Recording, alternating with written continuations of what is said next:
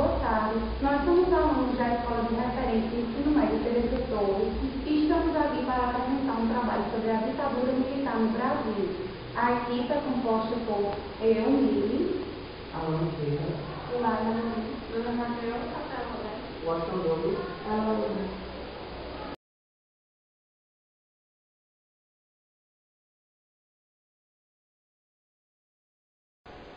A ditadura militar no Brasil. Podemos defini-la como sendo o período da política brasileira em que os militares governaram o Brasil. Essa época vai de 1964 até 1985.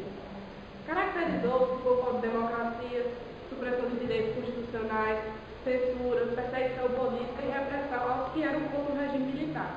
A crise política se arrastava desde a renúncia de Jânio Quadros, centro-direita, em 1961. O vice era João Goulart, mais conhecido como Jango, que assumia a presença no clima político adverso. O governo de João Goulart, que é o famoso Jango, foi marcado pela abertura das organizações sociais. Estudantes, organizações populares e trabalhadores ganharam espaço, causando preocupação às classes médias, como os empresários, banqueiros, igrejas católicas e militares. E vale também a pena lembrar que nessa época era a época da Guerra Fria. Todos temiam que ele fosse comunista. Esse estilo populista e de esquerda chegou a gerar até mesmo preocupação nos Estados Unidos, que junto com as classes conservadoras brasileiras temiam um golpe comunista. Os partidos da oposição, como a União Democrática Nacional e o Partido Social Democrático, acusavam Jango de estar planejando um golpe de esquerda e de ser o responsável pela carestia e pelo desabastecimento que o Brasil enfrentava. No dia 13 de março de 1964, Jango realizava um grande comício na Central do Brasil, na época era Rio de Janeiro, onde defende as reformas de base, que eram essas reformas que ele estava fazendo no seu governo, como ajudar estudantes, trabalhadores. E Jango prometia mudanças radicais na estrutura agrária e econômica do país. 6 dias depois, em 19 de março, os conservadores organizaram uma manifestação contra Jango, que foi a Marcha da Família com Deus pela Liberdade, em São Paulo. Essa marcha reuniu milhões de pessoas e durou cerca de 4 horas na cidade de São Paulo. O clima de crise política e as tensões sociais aumentavam a cada dia. No dia 31 de março de 1964, tropas de Minas Gerais e São Paulo saem às ruas para evitar uma guerra civil. Jango deixa o país, refugiando-se no Uruguai. Os militares tomam o poder. Em 9 de abril é decretado o ato institucional número 1. Logo após o golpe de 1964, em que tirou o Jango do poder, ficou claro que o Brasil entraria em uma ditadura. Então foi aí que criou-se o ato institucional número 1.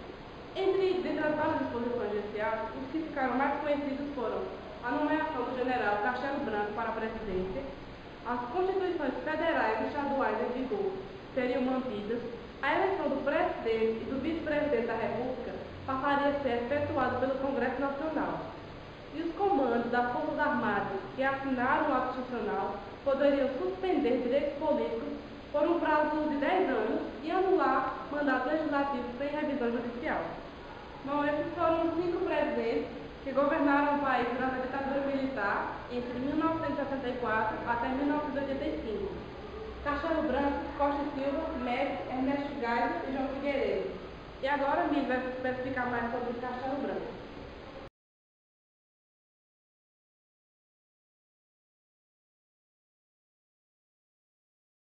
Agora eu vou falar sobre o governo do general Humberto de Alencar Castelo Branco, que durou de 1964 a 1967.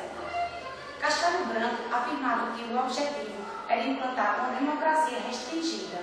Para isso, significava atuar na reformulação da economia e da política do Estado, com o propósito de combater o comunismo e promover a consolidação da democracia.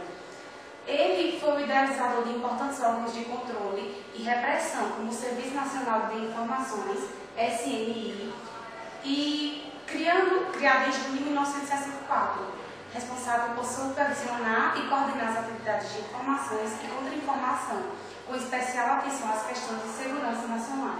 Pelo fato de ter poderes excepcionais, o governo Castelo Branco promovia prisões arbitrárias e mandava torturar os opositores. Apesar que ainda existisse o habeas corpus, que foi extinto em 1961, lideranças sindicais camponeses foram mortas ou desapareceram. Governadores perderam seus mandatos. Dentre os caçados pelo governo de Castelo Branco estão João Goulart, Jânio Quadros, Miguel Arraes, Leonardo Brizola, Luiz Carlos Prestes, Celso Deputado, Darcy Ribeiro, entre outros. Em outubro de 1965, a oposição foi vitoriosa para governadores nos estados de Minas Gerais, Guanabara, Santa Catarina e Mato Grosso. O regime militar, para reagir, editou o ato institucional número 2, que seria excluir todos os outros partidos e deixar apenas 2. Arena, Aliança Renovadora Nacional, e MDB, Movimento Democrático Brasileiro. A reação popular contra esse bipartidarismo foi imediata. O governo respondeu com muita violência. Enquanto havia essa reação popular no governo que o combate à inflação e o incentivo aos investimentos estrangeiros, esse plano ficou conhecido como PAE, Programa de Ação Econômica do Governo. A política econômica contou ainda com o Fundo de Garantia do Tempo e Serviço, FGTS, para a estabilidade do emprego. Agora eu vou falar sobre a Constituição de 1967. A Carta Constitucional de 1946 sofreu reformas por meio do ato institucional número 3, que permitia eleições indiretas para governadores e prefeitos de cidades. A Constituição de 1967 aumentou ainda mais o poder executivo e limitou o poder estadual, enfraquecendo a federalismo. Por fim, foram publicadas uma severa lei de imprensa e uma lei de segurança nacional, que seria para se proteger dos inimigos. Por fim, em 1967, Castelo Branco sai do poder e quem comanda é Arthur da Costa e Silva, que quem vai falar é Arthur.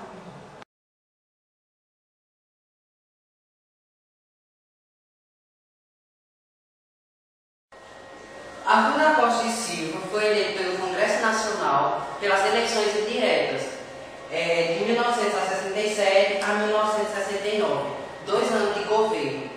Ele era da linha dura. Mas o que é esse termo? É um termo usado em política para designar uma corrente ou uma facção dentro de um movimento, partido ou governo que adota posições mais radicais, menos moderados e mais intolerantes, principalmente no contexto de regimes autoritários. Quem apenas manda é o presidente, porque as pessoas não vão ter o direito de reivindicar melhorias, uma mudança na democracia. Vamos ver o vídeo quando Arthur da Costa e Silva toma posse do poder.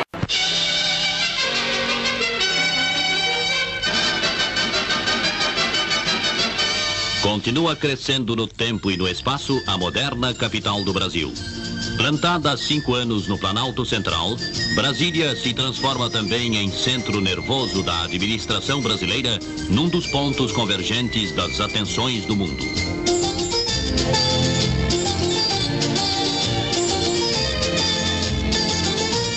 Aqui se levantam os 3 poderes da República entre larguezas internas e arrojos arquitetônicos.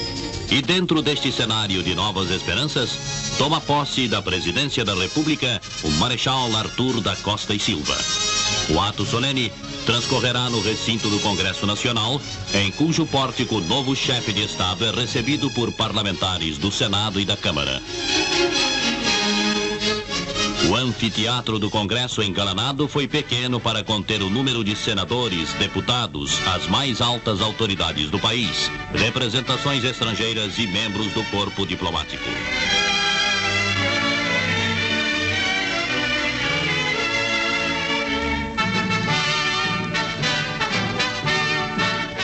O presidente Costa e Silva presta o solene juramento nos termos da Constituição, prometendo respeitá-la, promover o bem-estar do Brasil, defender a sua integridade e soberania.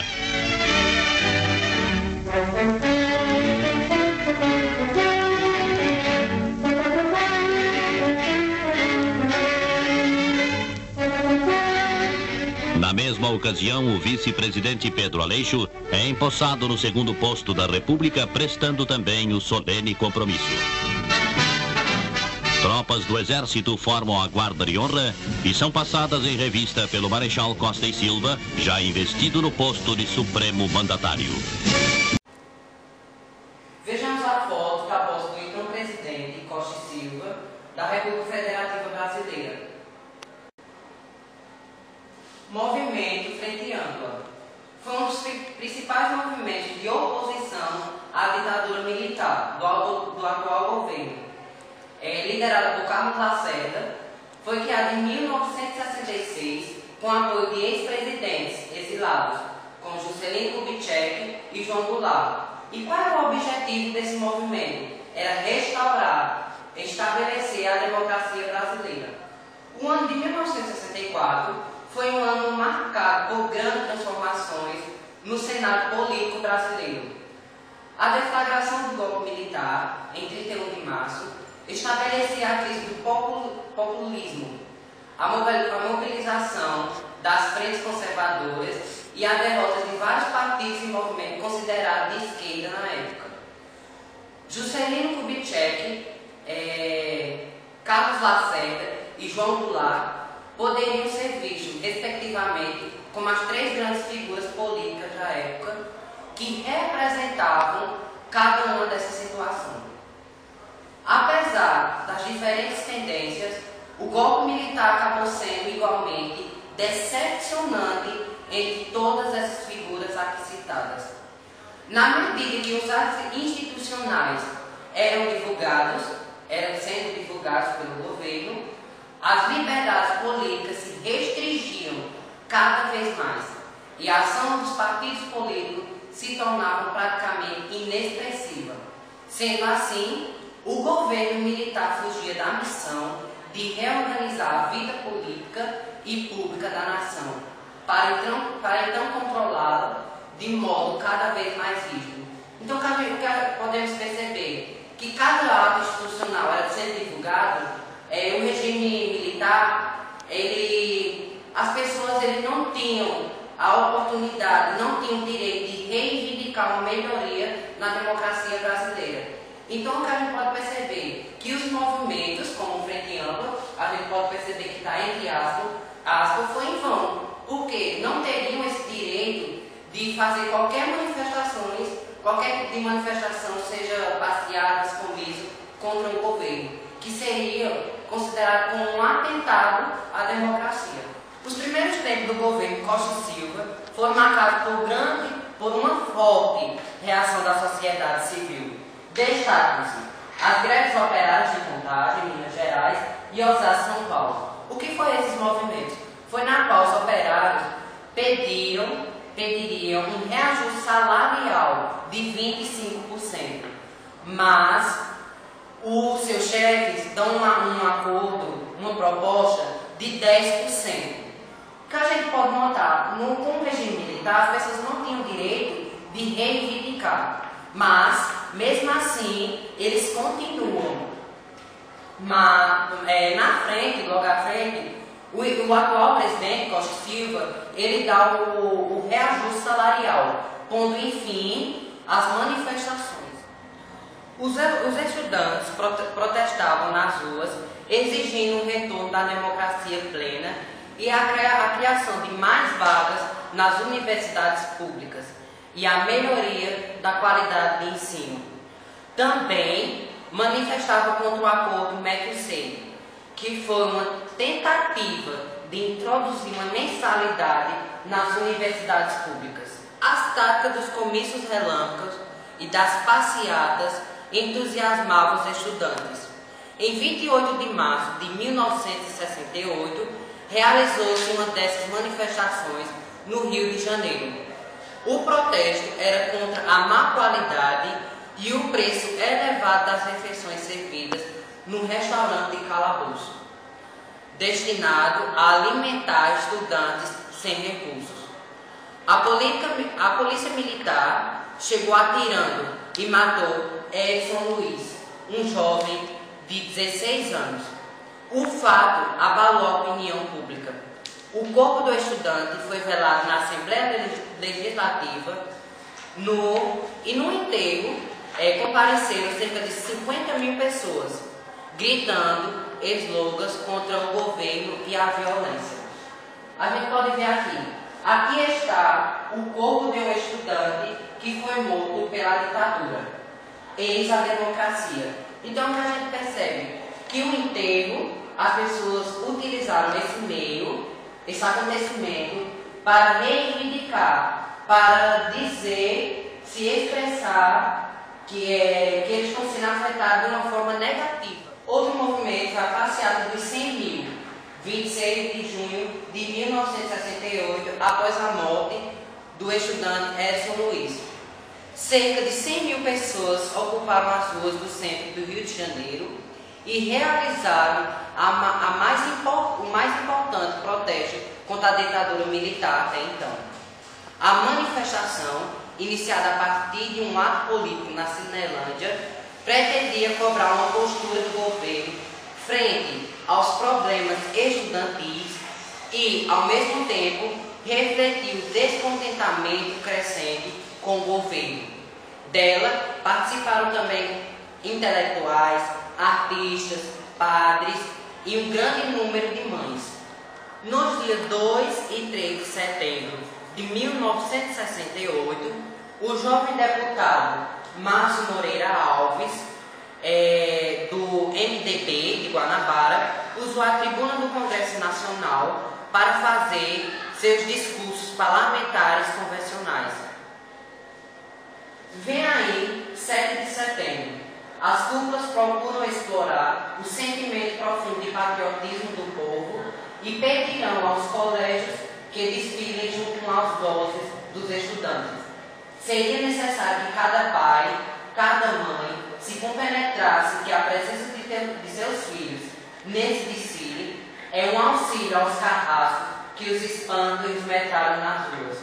Portanto, que cada um boicotasse esse desfile. Então, o que o deputado quis dizer? Que as pessoas elas se programassem, fizessem grupo e que elas não comparecessem aos desfiles de 7 de setembro. Então, pequenos trechos do seu discurso foi enviado para os quartéis e foi definido como um atentado à ordem democrática, já que ele, em seu discurso, falava como se ele fosse da esquerda, fosse contra o partido, algumas atitudes do governo. O AI-5, ato institucional número 5, foi o 5º decreto emitido pelo governo militar brasileiro. É considerado o mais duro golpe da democracia e deu poderes quase absolutos ao regime militar. Então eles diziam que o objetivo era manter a revolução, e não era bem assim. Manter uma revolução na qual as pessoas não tinham qualquer direito de reivindicar uma democracia plena. Então, determinações importantes do ato institucional número 5. Concedia poder ao presidente da República para dar recesso à Câmara dos Deputados, Assembleias Legislativas Estaduais, à Câmara de Vereadores Municipais. No período de recesso, o Poder Executivo Federal assumiria as funções desses poderes legislativos. Então, o que a gente pode dizer? Que apenas o Executivo mandaria, apenas o Presidente tomaria decisões. Concedia poder ao Presidente da República para suspender os direitos políticos pelo período de 10 anos de qualquer cidadão brasileiro. Quando diz suspender os direitos políticos, as pessoas elas não teriam direito de se candidatar. Proibir manifestações populares de caráter público. Como eu já disse antes, as pessoas não tinham direito de fazer um comício ou manifestações que seja da esquerda, que seja contra o governo. Suspendir o direito de habeas corpus em caso de crime político, crimes contra a ordem econômica, segurança nacional e economia popular. Impunha a censura prévia para jornais, revistas, livros, peças de teatro e música. Então essa censura, para que se eu fizesse uma música que falasse contra o governo, ela seria totalmente censurada, não poderia ser divulgada. O decreto do AI-5. A influência exercida pelo exemplo da Revolução Cubana e de outras ações que se espalhavam pela América Latina, e a crise dos partidos e movimentos de esquerda contribuíram para incentivar setores da esquerda brasileira e se lançar em ações guerrilheiras pela derruba do regime. Nesse processo, a esquerda acabou dividindo-se. O Partido Comunista Brasileiro, PCB, pró-soviéticos, desenvolveu uma resistência no interior do MDB e dos sindicatos.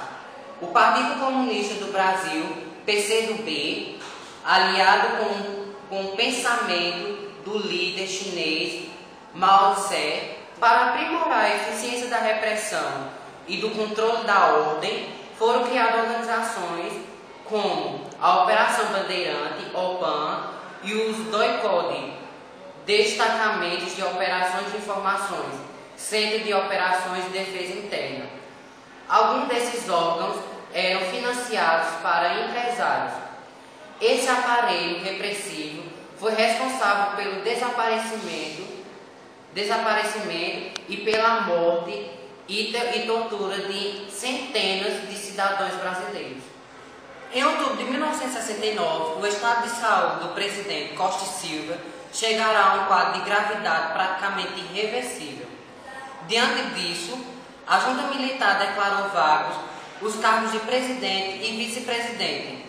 Novas eleições foram realizadas em 25 de outubro pelo Congresso Nacional. Para assumir a presidência da República, o nome do general Albuquerque Lima era o mais cotado entre o jovem oficialidade do Exército.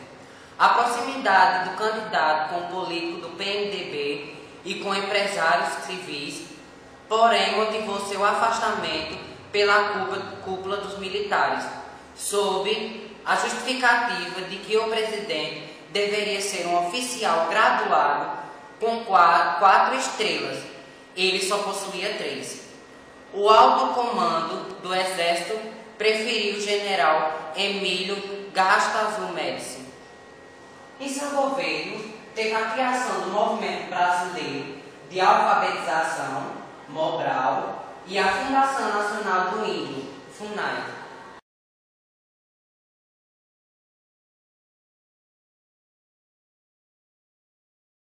Agora eu vou falar sobre o governo de Médici. Foi 1969 a 1974. No início de 1970, o Brasil presenciou o pior período da ditadura militar. A tortura e os assassinatos eram práticas comuns nos presídios. A maioria dos jovens guerrilheiros foram desmobilizados após os assassinatos de Carlos Lamarca e Carlos Marighella. O único movimento de guerrilha que teve sobreviventes foi o do Araguaia, onde é localizada entre os estados de Goiás, Pará e Maranhão. A guerrilha do Araguaia foi finalmente derrotada em 1975. O governo Médici destacou-se por ter sido mais repressivo. Para encobrir o clima de terror instaurado no país, foi montado um aparato de propaganda que tinha como base a ideia de cooperação dos brasileiros. Foi forjado alguns slogans do tipo: "Você constrói o Brasil e ninguém segura este país". E essas frases deixavam as pessoas eufóricas. As torturas continuavam sendo encobertas. Ninguém viu o que acontecia no porão da ditadura. A maioria da população estava entusiasmada com a vitória da seleção brasileira de futebol. Delfim Neto criou um conselho interministerial para controlar os preços. Essa política surtiu efeitos rápidos. O produto interno bruto, PIB, teve um crescimento entre 10% e 11,2%. E a inflação baixou. No final do governo Costa e Silva, teve início o milagre econômico. A economia internacional foi favorável à política do milagre econômico. Um dos pilares econômicos do governo foi o fortalecimento do setor estatal entre 1968 a 1973. A participação do Estado na economia nacional passou de 1/4 para 1/3. No governo Médici e depois do general Ernesto Geisel, de 1974 a 1979, surgiram no Brasil quase 300 empresas estatais. O governo Médici criou também o Instituto Nacional de Colonização e Reforma Agrária, INCRA, o Plano de Integração Social, PIS, e o Movimento Brasileiro de Alfabetização, MOBRAL.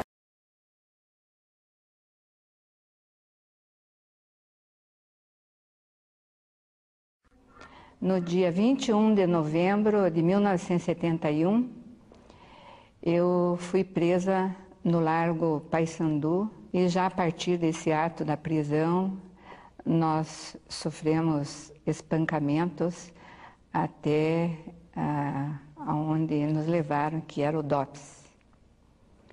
E lá no DOPS eu sofri todo tipo de tortura, desde espancamentos, pau de arara, choques elétricos, ausência de alimentação e, logicamente, que a repressão era bem violenta. Quer dizer, tanto as mulheres como os homens estavam nus, né, à disposição desses agentes da repressão. Eu fiquei 40 dias na solitária. E diante de toda a tortura, muitas vezes eu pensei que ia morrer. Estava também presente os órgãos da Marinha, o Senimar, né? E aí eles faziam uma conjunção de tipos de tortura. Então a tortura física acoplada à tortura psicológica. E logicamente que a tortura psicológica ela tem uma profundeza muito maior. Então essa pessoa que torturava em nome do Senimar, ela conhecia profundamente os dados da nossa organização. Acho que as pessoas entravam e não tinham a segurança de sair. Quer dizer, eu mesma, por diversas vezes, eu pensei que ia morrer, ia ser assassinada nos presídios. Em 1971, eu fui torturada pelos órgãos da Marinha. E alguns anos depois, algumas décadas depois, eu fui homenageada, né, pelos órgãos da Marinha, pelos serviços que eu prestei à nação como deputada.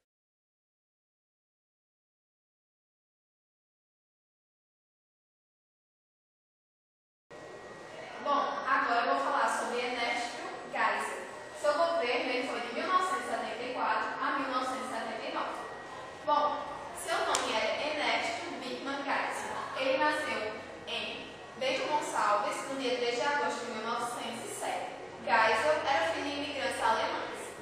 A sua formação educacional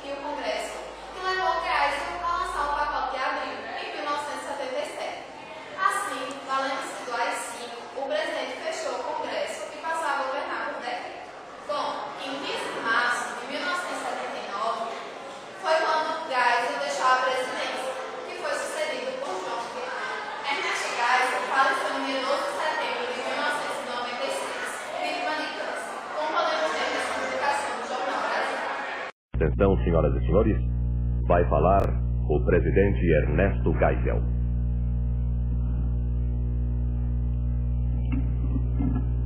Brasileiros, ao findar-se o ano de 1974, em meio à tradicional e auspiciosa quadra natalina, não poderia deixar de me dirigir a todos os brasileiros. Desde meados de 1973, já se prenunciavam desanimadoras perspectivas para a conjuntura mundial em todos os quadrantes do globo. Acentuava-se dia a dia a disrupção do sistema monetário internacional, sem que se lhe vislumbrasse solução adequada e eficaz, alcançando-se unanimidade apenas numa perplexidade geral quase de todo paralisante. Os preços de matérias-primas e outros insumos essenciais, e sobretudo os do petróleo e seus inúmeros derivados, começaram a disparar, jogando para o alto as curvas de custo dos produtos intermediários e finais. Seguiu-se a crescente falta de liquidez no mercado internacional de capitais, asfixiando novos investimentos projetados e retardando os cronogramas de muitas unidades de produção em vias de implementação. O comércio entre nações desativou-se celeremente, tolhidos ademais por insólitos obstáculos artificiais de uma nova onda protecionista, praticada até pelas nações de tradição mais liberal, todas as voltas com angustiantes problemas em seus deficitários balanços de pagamentos. A inflação, em recrudescimento, desafiando a engenhosidade dos economistas, acoplou-se à recessão econômica e ao espectro do desemprego contagiante, para compor esse fenômeno singular e quase paradoxal de generalizada estagnação com inflação. Tudo isso, e mais as tensões sociais que se acumularam em consequência, num clima já de si propício aos surtos de violência irresponsável que se propagara pelas mais diversas regiões, desdobraram-se numa crise de confiança no futuro, a qual chegou a abalar a própria estrutura de nações mais estáveis, pela descrença na sabedoria e honestidade de propósitos de seus governantes, quando não no seu próprio sistema de governo, antes reputado modelar. Enquanto isso, o Brasil, por longos meses, se mantinha imune às pressões de toda ordem que lhe advinham de fora, através tanto das trocas comerciais como dos contactos políticos e sociais, e progredia a taxas excepcionais de crescimento econômico, escudado num otimismo sem dúvida sadio e na crença inabalável no futuro dessa nação que despertava para o seu destino de grande potência. Ante o reconhecido agravamento da conjuntura, entendeu o meu governo, e foi decisão muito meditada e conscientemente amadurecida nos prolongados estudos de situação a que procedeu, que se impunha, desde logo, dar ao país um salutar tratamento no sentido de reajustá-lo com a realidade internacional. Por mais doloroso que viesse a ser, isso seria preferível a que se mantivesse superaquecida a nossa economia, a qual, mais dia menos dia, teria de adaptar-se, e tanto mais brusca e depressiva quanto mais tardiamente, às realidades de uma conjuntura mundial em rápida deterioração, segundo dimensões imprevisíveis. Contou-se para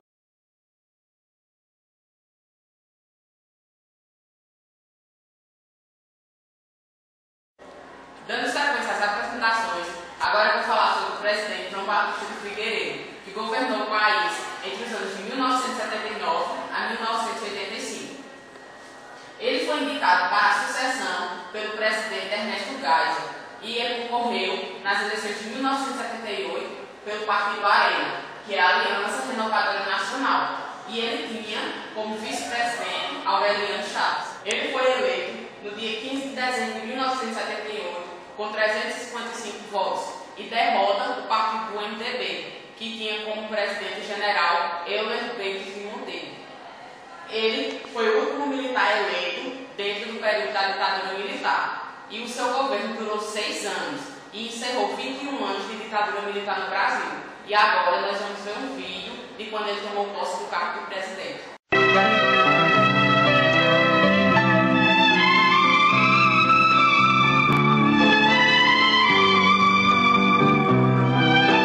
O presidente eleito João Batista de Figueiredo e o vice Aureliano Chaves, escoltados pelo 1º Regimento de Cavalaria, são saudados por populares e jovens estudantes de todos os recantos do Brasil na manhã de 15 de março de 1979, dia de sua posse em Brasília.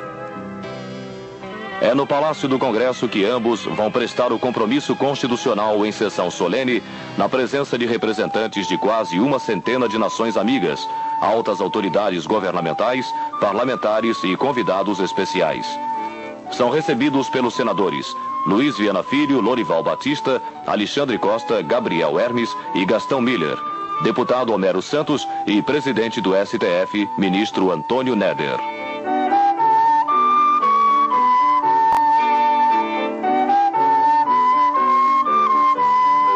O novo presidente da República Federativa do Brasil faz o juramento.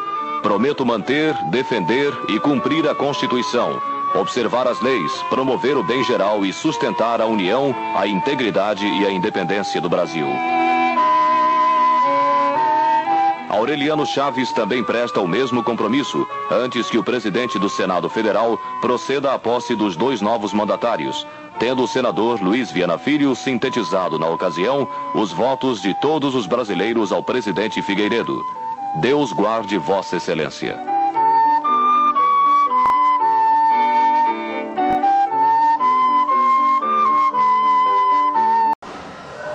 Em 15 de março de 1979, João Figueiredo tomou posse do cargo de presidente do Brasil. Assim que ele assumiu a presidência, o Brasil apresentava delicada situação econômica, pois ele já havia encerrado o período de grande crescimento, chamado de lado econômico, que foi entre os anos de 1968 a 1973, e vivia, então, as consequências de uma política de empréstimo que tentava sustentar a economia do país. Também nessa época, em 1979, ocorreu o choque do petróleo, que foi mundialmente, e essa crise favoreceu o crescimento dos juros e a inflação subiu muito. Foi nessa época que o Brasil ultrapassou os empréstimos de 100 bilhões de reais. E ele teve que recorrer ao FMI, Fundo Monetário Internacional, em 1982. Para assumir, o Ministério da Fazenda foi chamado Delfim Neto, que implantou o 3º Plano Nacional de Desenvolvimento. Só que esse plano não obteve êxito, já que o Brasil apresentava um período de recessão econômica.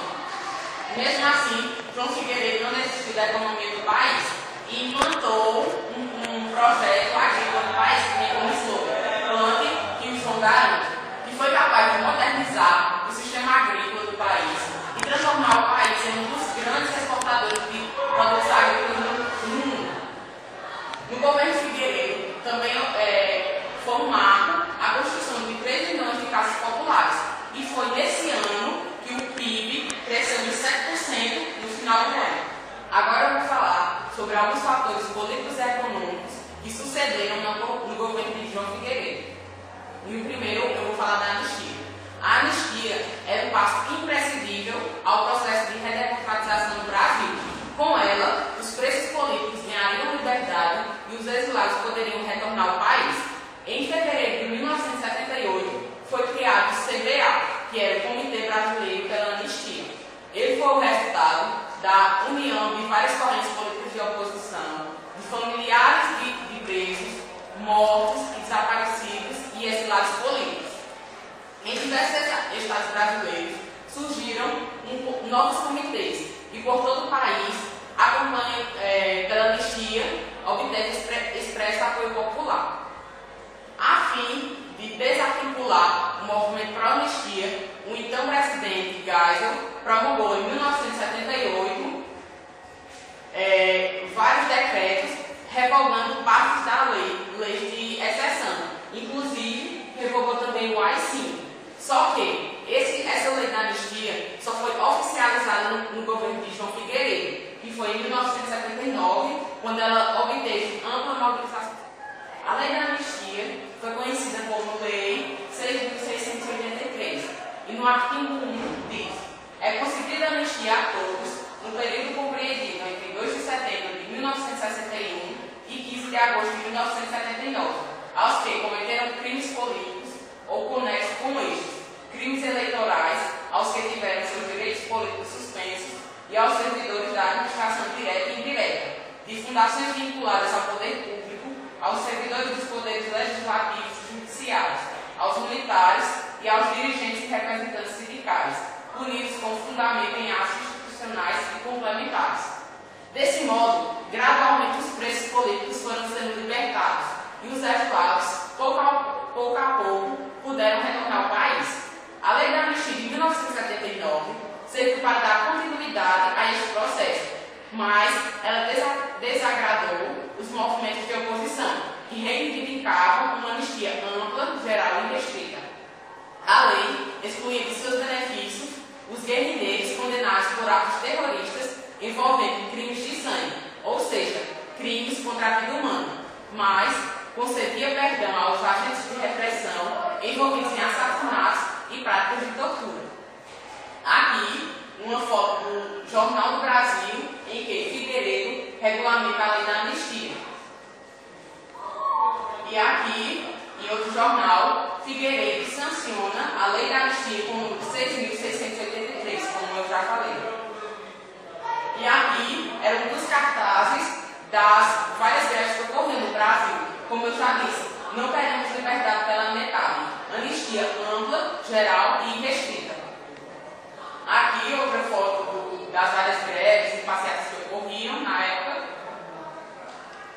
E aqui é uma foto de quando Leonel Brizola retornou ao Brasil, que ele era um dos exilados políticos. E nessa foto também veio Luiz Carlos Prestes e Miguel Arraes. Outro fator político e econômico também foi a reforma partidária, onde houve a extinção do bipartidarismo para o pluripartidarismo. A Arena e o MDB foram extintos. Os políticos governistas criaram o Partido Democrático Social, que foi o PDS, enquanto o MDB se transformou em PMDB, que é o Partido do Movimento Democrático Brasileiro. Surgiu também o Partido Democrático Trabalhista, PDT, liderado por Leonel Brizola. O Partido Trabalhista Brasileiro, PTB, composto por uma ala de políticos arenistas, menos influentes. Surgiu também o PT, que é o Partido dos Trabalhadores, e o PP, que é o Partido Popular. Outro fator importante, muito importante, foi o Partido dos Trabalhadores, PT. Enquanto os partidos comunistas continuavam na ilegalidade, a maior novidade no cenário político partidário foi o surgimento do Partido dos Trabalhadores, que era o PT. Eles defendiam uma proposta socialista, e o PT se originou do novo e combatente movimento sindical do ABC Paulista, liderado por Luiz Inácio Lula da Silva. Em novembro de 1982, foram realizadas eleições diretas para governador, o que não ocorria desde 1967, para deputados estaduais e federais e prefeitos e vereadores. O governo promulgou uma lei proibindo alianças partidárias, com o objetivo de evitar que as oposições se unissem. O PDS conseguiu eleger 12 governadores, enquanto a oposição conseguiu eleger só 10. Foram vitoriosos, no entanto, nos estados mais populosos e desenvolvidos do país, como Rio de Janeiro, que elegeu Leonel Brizola do PDT, e em São Paulo, elegendo Franco Montoro do PMDB. Outro fator muito importante também foi o movimento sindical. Como o governo de Figueiredo enfrentava uma grande crise econômica, a insatisfação dos trabalhadores cresceu. As primeiras greves aconteceram no setor metalúrgico do ABC Paulista, região de maior concentração fabril no país. Inicialmente, as reivindicações dos operários se concentravam em apenas reajustes salariais. Contudo, quando foi ganhando mais força, os trabalhadores aumentaram suas reivindicações.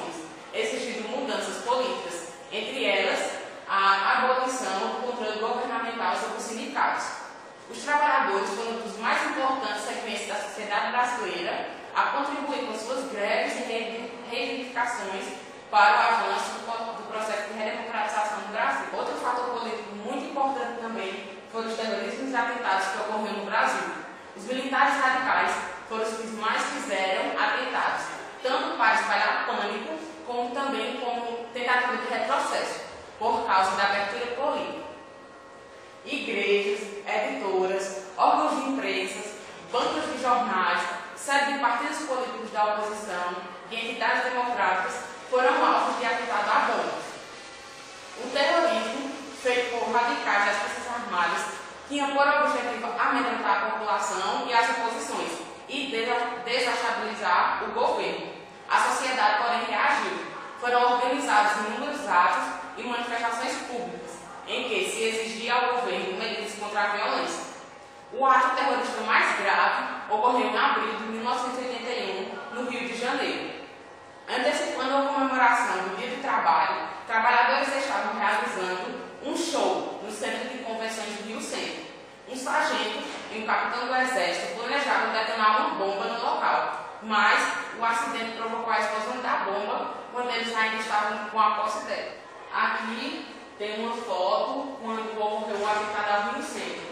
Aqui o sargento, quando ele ainda estava com a posse da bomba, explodiu e matou. Aqui também quando estourou dentro do carro. E aqui quando saiu o noticiário do Jornal do Brasil. Bombas matam um e ferem capitão sobre o 1º de maio. Agora nós vamos falar sobre o fim do governo de João Figueiredo, que se caracterizou pelas diretas já. Mas o que foi as diretas já? As diretas já foi uma campanha lançada pela oposição, para que as pessoas pudessem votar livremente para presidente. E foram também realizados vários comícios no Brasil. A disputa dessa eleição foi entre Paulo Maluf, apoiado pelo regime militar, e Tancredo Neves, apoiado pela Aliança Democrática, que reuniu alguns partidos da oposição. A eleição ocorreu em 15 de janeiro de 1985 e Tancredo Neves foi eleito, só que ele não pôde assumir devido a sua morte causada por um câncer intestinal, e quem assumiu a presidência foi José Sarney. Aqui nós podemos ver uma foto sobre as diretas já, alguns comícios realizados no Brasil, e aqui acabou o ciclo autoritário. Tancredo é o primeiro presidente civil e de oposição desde 64. Quando Tancredo assumiu, encerrou 21 anos de ditadura militar no Brasil. Agora nós vamos ver um vídeo sobre quando João Figueiredo deixou a presidência do Brasil. Já na casa do amigo Jorge Gazali, em Ipanema, o João, como ele quer ser chamado de agora em diante, recebeu para uma entrevista exclusiva a repórter Leila Cordeiro. Hoje ficou muito emocionado, não ficou? Fiquei porque eu cheguei ao fim, né? Cheguei ao fim e fiz aquilo que eu ia dizer. Eu ia de passar. Só fiquei meio frustrado porque não me deixaram passar a faixa para o meu sucessor. Não deixaram só passar? Não deixaram passar. Quem não deixou? O Congresso decidiu que não haveria passagem de faixa. E o senhor queria passar? Eu queria passar. Inclusive o senhor saiu rápido, né? Quer dizer, foi direto para o avião? Assim que o Congresso me comunicou isso, eu esperei que o novo presidente empossado fizesse o juramento. Estava empossado, eu saí, fui-me embora. Ontem, quando o senhor soube que o presidente Tancredo Neves tinha tido esse problema, né? O que o senhor sentiu, assim? O senhor achou que, de repente, a nova república poderia estar ameaçada? O que o senhor pensou na hora que o senhor recebeu a notícia? Porque foi um impacto, né, para toda a nação. Eu lamentei apenas que ele tivesse ficado doente e procurei saber, me interessar para ver se a coisa era grave ou não, mas em seguida me disseram que não era tão grave. Eu achei que não tinha nada demais, apenas senti a frustração de não passar a ele. Eu ficaria muito honrado de passar a faixa para ele. E a senhor diria, assim, para o povo brasileiro, como o João, hoje? Eu estou satisfeito, lamento não ter podido fazer mais do que eu fiz, mas foi como eu disse, eu mesmo isso, estou com a consciência de... É barriga mesmo. Estou com a consciência tranquila, fiz o que eu tinha que fazer, não me arrependo do que eu fiz e acho que eu cumpri o que eu prometi. Não fiz mais porque eu não tive recurso. O senhor é carioca, né? Se o senhor tivesse que candidatar a governador aqui, o senhor se candidataria? Se eu tivesse que me candidatar a governador, eu sou maluco? Pensa que eu sou maluco? Tem juízo. Em 24 de dezembro de 1999, aos 81 anos de idade, João Figueiredo morreu de arritmia cardíaca, causada por um enfisema pulmonar. Ele foi o último dos 5 presidentes brasileiros do regime militar, e ele morreu em sua casa no Rio de Janeiro. Agora, para terminar o assunto, nós vamos ver um vídeo falando sobre a sua morte.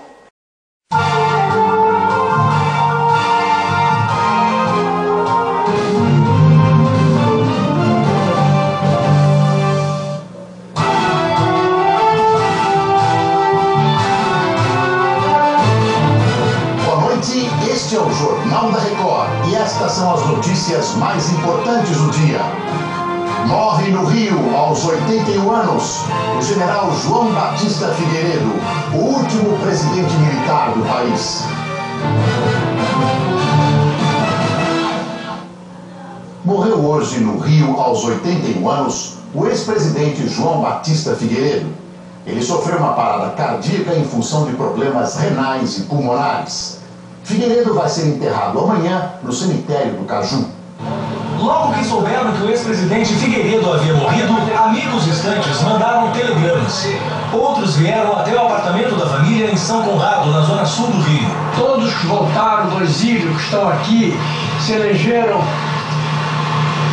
pela confiança do voto popular, tem na imagem do presidente Figueiredo, o fiador deste ato histórico. A diretoria do Fluminense mandou entregar no apartamento uma bandeira do clube. João Batista Figueiredo morava no 8º andar deste edifício, de frente para o mar. O ex-presidente já estava com a saúde debilitada. Ele tinha problemas nos pulmões, nos rins, na coluna, já andava de cadeira de rodas e às vezes perdia a memória. João Batista Figueiredo morreu às 9h30 da manhã no quarto dele, acompanhado por uma enfermeira e um segurança. Ele faria 82 anos no próximo dia 15 de janeiro. A família decidiu realizar o velório no próprio apartamento, só para parentes e amigos próximos. Este amigo íntimo do ex-presidente contou que ele e outros companheiros tentaram convencê-lo a escrever um livro de memórias. Ele tinha conhecimento de coisas que aconteceram nesse país, que só ele sabia, das dificuldades que ele encontrou para a abertura política desse país, desde que ele entrou para o governo. O objetivo dele foi democratizar o Brasil. Ele não aceitava essa pecha de ditadura dos militares no Brasil. O presidente Fernando Henrique Cardoso mandou o comandante do Exército, o general Gleuber Vieira, representá-lo no velório.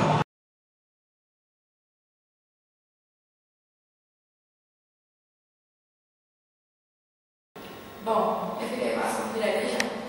A batalha rumo às eleições diretas começou em 31 de março de 1983, com 4 vereadores de uma cidade pacata de Abreu e Lima, do então partido do MDB, hoje PMDB. Eles tomaram frente com a batalha das diretas da Praça da Bandeira, onde juntaram 100 pessoas, mesmo com a lei da anistia em vigor, elas compareceram ao evento.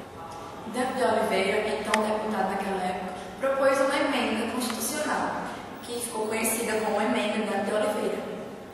Em 27 de novembro de 83, foi ao ar, em rede nacional, o primeiro comício a favor das diretas.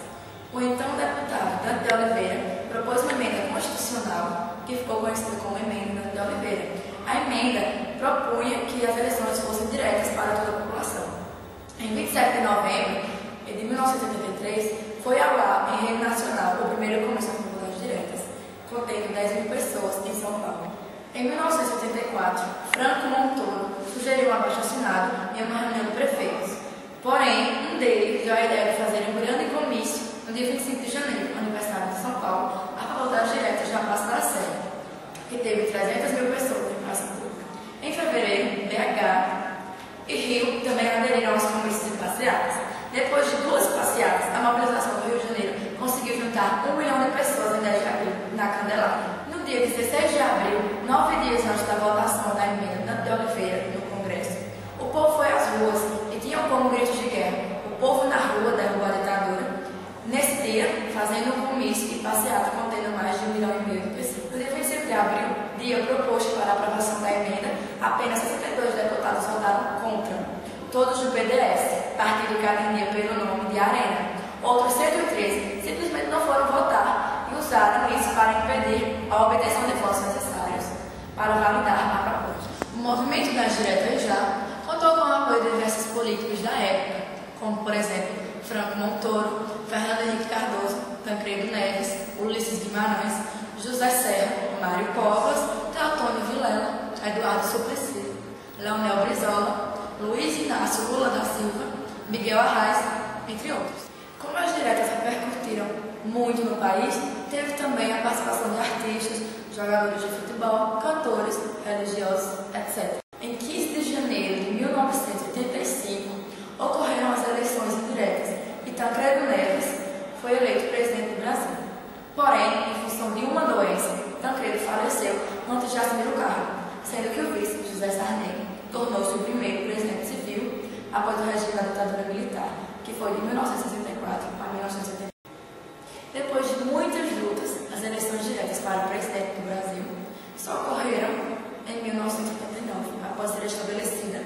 Constituição de 1988.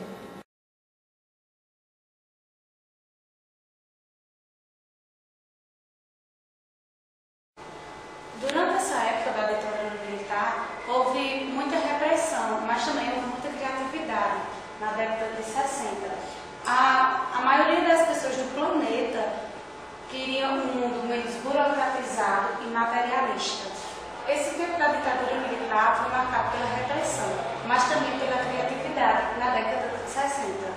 Em todo o planeta, os jovens se queriam protestos e uma nova forma de se expressar. Os jovens protestavam por um mundo menos burocratizado e materialista. Dentre essas manifestações, a que mais ganha destaque é a música, como o rock and roll que vem dos Beatles, Rolling Stones e Pink Floyd. Letras aparentemente ingênuas dos anos 1950 cederam lugar à poesia de temas mais complexos e elaborados. Assim, o rock and roll veio para ficar com temáticas existencialistas. O cenário musical teve influências europeias e americanas, e também na TV, Canal Record, teve o programa Jovem Guarda, que era dirigido pelo cantor Roberto Carlos, e tinha os seus convidados que nunca deixavam de perder a audiência, que era Erasmo Carlos, Vanderleia, Sérgio Reis, Martinha, os Beats, Jerry Adriano, Golden Boys, etc.